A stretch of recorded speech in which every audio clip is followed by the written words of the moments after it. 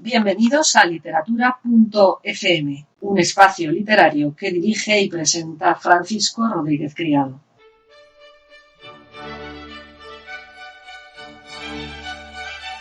Bueno, bienvenidos a un nuevo episodio de literatura.fm. Este es el episodio número 89 de un canal en el que, como sabéis, este servidor, Francisco Rodríguez Criado, escritor y corrector de estilo, comparte con vosotros algunas píldoras, suelen ser textos narrativos, algunas impresiones sobre literatura, algunos cuentos y en algunas ocasiones también hablo sobre mi profesión, que es la corrección de estilo. Hoy no voy a traeros ninguna mini lección para que os ayude a sortear algunos de los errores lingüísticos más habituales, pero sí que quiero compartir algunas de mis impresiones dentro del mundillo en el que me muevo, en el que cada poco tiempo vas escuchando cosas con las que a lo mejor no estás de acuerdo. Y bueno, pues entiéndase esta grabación como un intento de hacer un poco de pedagogía, ¿no? A esta grabación la he titulado, entrecomillado, no quiero que un corrector corrija mi manuscrito porque puede cambiar mi manera de escribir, porque es algo que he visto en internet, en algún comentario, he visto alguna reticencia de algunas personas, incluso algunos mejor me la ha podido decir en persona, y creo que me conviene hablar un poquito sobre este tema para aquellas personas que nunca hayan solicitado los servicios de un corrector de estilo, pues para que salgan de duda, ¿no? Antes quiero hacer una breve introducción. Pues hace algunos años corregí el manuscrito del padre de un amigo, y este señor, que era una persona de cierta edad, pues no había escrito nunca y lo hacía ahora aprovechando que estaba jubilado y tenía mucho tiempo libre. Vamos, que escribía por simple afición, sin grandes pretensiones, ¿no? El manuscrito de este señor, el padre de este amigo, como digo, era bastante extenso y tenía muchos errores lingüísticos, lo cual no es nada sorprendente teniendo en cuenta que una persona que había tenido una profesión que no tiene nada que ver ni con la literatura ni con nada en el que se le exigiera redactar, ¿no? Entonces, bueno, pues eso puede ser bastante normal. Si uno de repente se empieza a hacer algo que nunca ha hecho antes, pues que cometa ciertos errores, ¿no? Yo le corregí muchísimo, ¿no? No exagero si afirmo que hice miles de intervenciones en un manuscrito que es que además estaba plagado de errores en cada página y era muy extenso, como he dicho antes, ¿no? Entonces mi amigo, cuando le envié el archivo con las correcciones, se llevó las manos a la cabeza. Era un archivo que evidentemente al tener señaladas todas las correcciones, pues había muchos fragmentos en rojo, que es el temido color del delito, ¿no? Por así decirlo. Y me dijo: mi padre se va a tirar por la ventana cuando vea que comete tantos errores.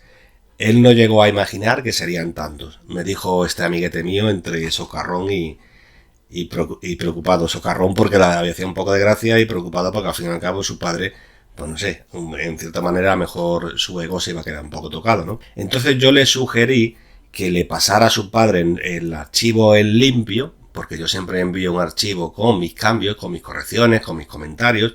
Todo eso se visualiza, sale en rojo y bueno, los comentarios salen en el lateral derecho.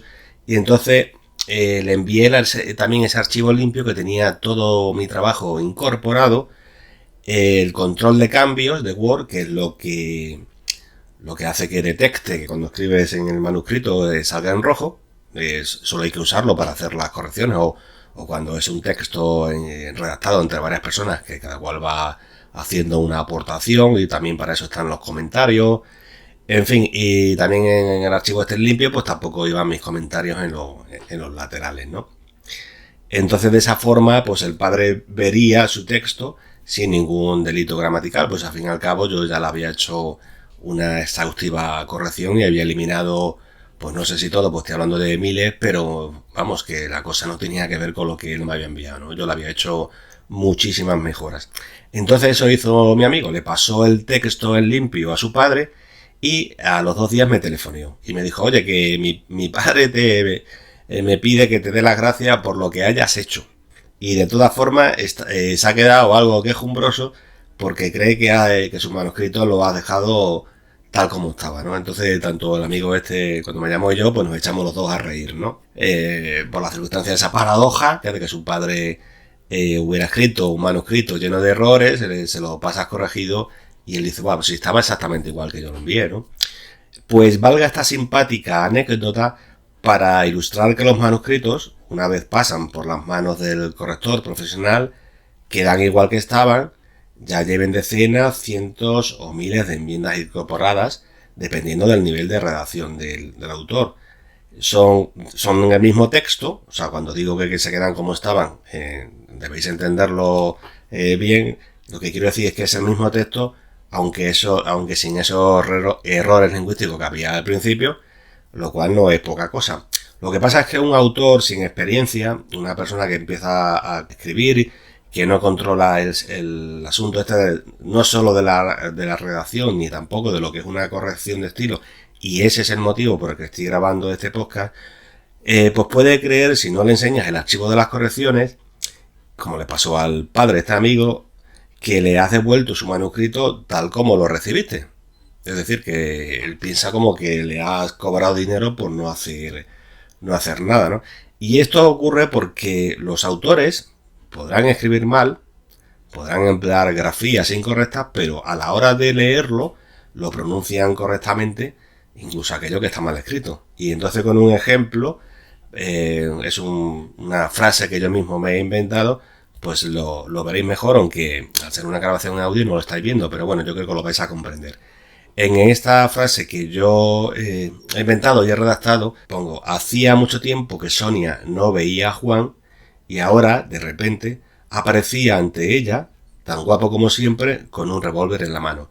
Lo que pasa es que yo lo he leído correctamente y lo he leído tal como lo leería a lo mejor una persona que lo hubiera redactado con los siguientes errores. En hacía, en esta frase, tal como yo la tengo redactada al principio, pues el autor hacía, el presunto autor no lo había puesto la tilde hacía, con lo cual ya no sería hacía, sino hacia, es decir, una preposición. Yo le he puesto tilde a los verbos veía y aparecía en la i. He incluido una coma tras siempre para cerrar el inciso. El inciso era tan guapo como siempre, pues le he puesto la coma que no estaba presente en el supuestamente texto original. Y luego revólver, que estamos hablando de un arma corta de fuego, pues este presunto autor lo había escrito sin la tilde. Y entonces, si tú le quitas a la tilde al sustantivo revólver, ya no es un sustantivo, ya es el verbo revolver, haciendo el acento prosódico en la última sílaba, es decir, revolver, no revolver, con lo cual estás cambiando el sentido de la palabra y por tanto de la oración. Pueden parecer que son muchos errores. Yo creo que sí, que son bastantes errores para ser tan solo una sola frase y además no excesivamente larga. Pero si le pidieras a quien la ha redactado, ya digo que la he redactado yo, pero haciendo como que esto es un texto que a mí me ha llegado y que lleva la firma de un autor, ¿no? Pues si ese presunto autor la hubiera redactado, si tú le pides que la lea tal como él la ha escrito con todos esos errores presentes, la pronunciaría correctamente e incluso haría la pausa tras siempre, ¿no? Es decir, la pronunciaría como si estuviera correctamente escrita, ¿no? La voy a leer otra vez. Hacía mucho tiempo que Sonia no veía a Juan y ahora de repente aparecía ante ella, tan guapo como siempre, con un revólver en la mano. Y ya en esta nueva versión, pues ya está correctamente redactada, con tilde en hacía, con tilde en veía, en aparecía y con tilde en revólver, en la segunda sílaba, con una coma tras siempre, como he explicado antes, ¿no? Esta larga introducción yo la estoy usando para ilustrar cómo sería de ingrata la profesión del corrector de estilo si nosotros los profesionales no guardáramos un archivo con todos los cambios realizados en cada manuscrito, un archivo que por supuesto se le envía al cliente para que sepa lo que hemos trabajado, ¿no? Esto ocurre, insisto, porque muchas personas no encuentran diferencia entre un texto mal redactado y ese texto ya corregido. Es decir, ellos al fin y al cabo no distinguen a la hora de algunas personas que redactan mal pueden ser que no escojan la grafía correcta, que no escriban la puntuación correctamente, que omitan tildes, etcétera, etcétera, o que escriban cualquier falta de ortografía, pero a la hora de leerlo ellos lo leen como si estuviera bien redactado, ¿no? Entonces, el caso que yo quiero comentar aquí es el contrario al que había introducido esta grabación, ¿no? Yo estaba hablando de aquellas personas que creían que creen que el corrector no ha intervenido en su manuscrito, a no ser que tú le pases la copia con todos los cambios que ha realizado, que vienen señalados en rojo o en cualquier otro color si la persona es el profesional que utiliza. Yo utilizo, por ejemplo, Word, pues lo configura para que se señalice en otro color. Yo, si hablo del rojo, no es porque sea obligatorio, sino porque es el que yo utilizo, ¿no? Entonces, no estamos en el caso de esas personas que tachan al corrector de una persona que les ha engañado porque no las ha corregido nada, sino que se van al otro extremo y rechazan contratar nuestros servicios por temor a que cambiemos incluso su forma de escribir. La frase entrecomillada que yo he elegido para darle título a esta grabación, no quiero que un corrector corrija mi texto porque puede cambiar mi manera de escribir, es el argumento en el que algunos autores, que en realidad son pocos, afortunadamente, sobre todo con el paso del tiempo, en el que más gente ya va probando los servicios de un corrector y todo esto que yo estoy contando quizás le suene a chino, pues se escudan para rechazar la colaboración, el trabajo, la intervención de un corrector de textos.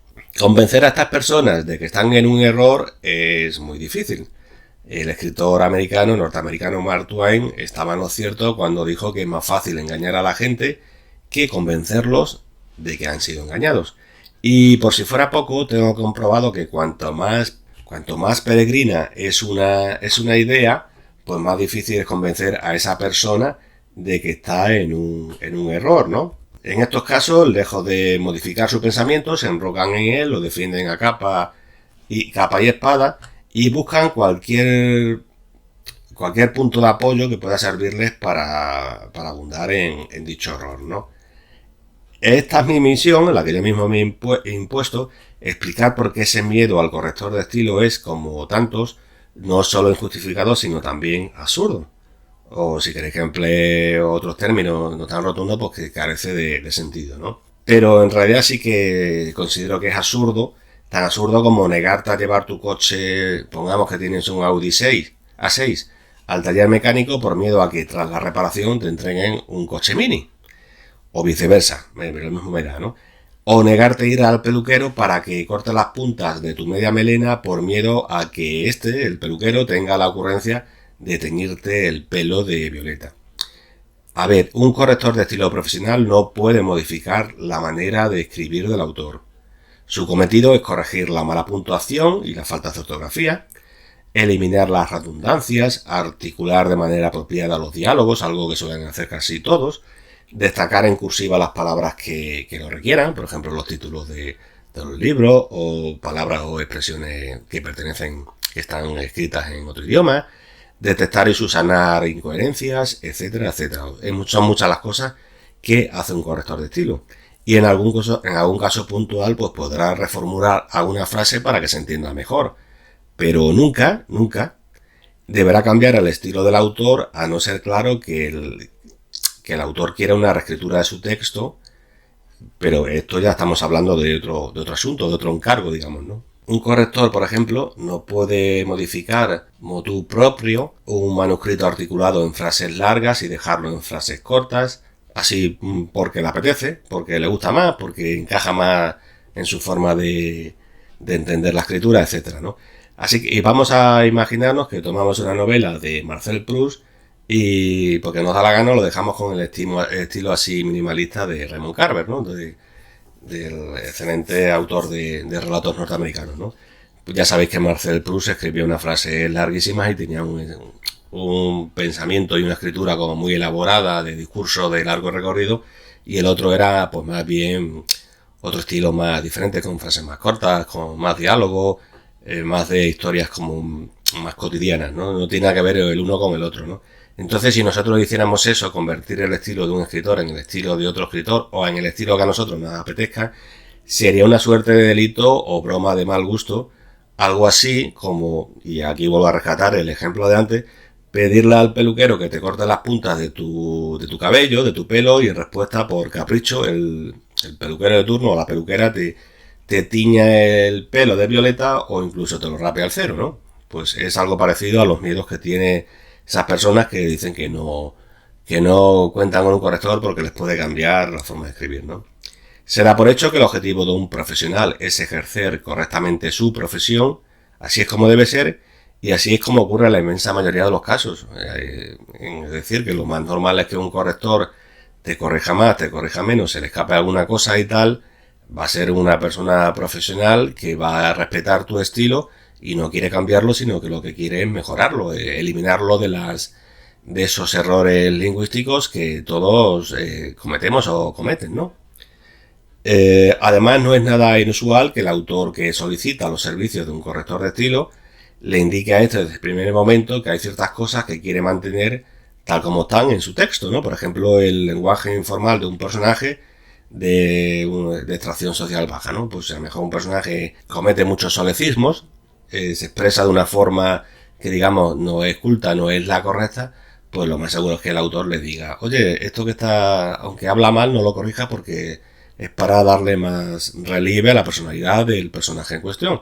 E incluso el propio corrector pues se puede poner en contacto por email con el autor y decirle, oye, pues aquí tengo dudas, ¿qué hago? ¿Corrijo esto? ¿No lo corrijo? A lo mejor resulta que uno es latinoamericano y el corrector es español, como es mi caso. Pues yo suelo contactar con el autor y preguntarle, bueno, ¿quieres que te corrija a un castellano más neutro, como el que por ejemplo, que se habla en España, o mantenemos muchos de los verbos y expresiones que son reducidas o son acotadas a un solo país de Latinoamérica, por ejemplo, ¿no? Es decir, que no es que tú le entregas una novela al corrector y no vuelvas a saber nada de él hasta dentro de 20 días y de repente te va a dar un manuscrito o una novela que no tiene nada que ver con lo que tú has escrito por la forma de escribir. No, eso es lo que no ocurre, ¿no? Y como digo, bueno, pues ese intercambio de esa conexión, esa charla, por así, o esos consejos que se van, opiniones, forma de trabajar, todo esto que forma parte de la tarea de la corrección de estilo, pues el corrector lo comentará para no meter la pata y hablarlo con el autor para pedirle su opinión. Yo, por ejemplo, si hay muchas veces que veo que le ponen tilde al adverbio solo, y la RAE ya desde 2010 recomienda que no se le ponga tilde, pero yo no obstante le pregunto porque hay algunas personas que prefieren seguir poniéndoselo porque, bueno, lo aprendieron así en el colegio y al final las cosas se acaban convirtiendo en tradición, aunque en este caso de solo no tenga ningún sentido. Si queréis ya algún día abordamos por qué. Y además, por si acaso todavía alguien tuviera dudas o tuviera miedo, resulta que si un cliente no se fía del tratamiento que puede darle el corrector a su texto, porque en realidad no lo conoce, ha contactado con él por internet, nadie le ha dado, nadie se lo ha recomendado, etcétera, etcétera, pues siempre podrá pedirle un presupuesto para la corrección de unas pocas páginas, a modo de ejemplo, ¿no? Para ver cómo trabaja. Y así no tendrá que invertir mucho dinero por el momento, a la espera de saber si el resultado de esa prueba es de su agrado o no.